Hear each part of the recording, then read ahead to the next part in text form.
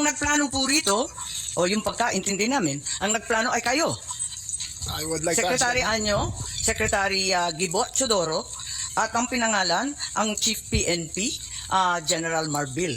Parang apat yung pinangalanan sa isang interview ng ating Secretary ng Can DILG. I answer that, ma'am? Yes, please, you're recognized. The question was, who planned this? I did not state in any way who planned it. The meeting was of executive privilege. It were discussing rumors of an impending arrival based Parang hindi yung on... ganun ang dating sa amin eh. Ang That is the whole truth, ma'am. That is what we were discussing rumors. Patugtog na lang natin para maintindihan, ha? But who was really on top of this? Kayo po ba? Because during the press conference, the president, it was you and the president. Yes. So ikaw ho ba nagplano ng lahat ng ito? Hindi naman. It was a group effort. Secretary Chidoro was there, Secretary Anyo was there too, and the President and I.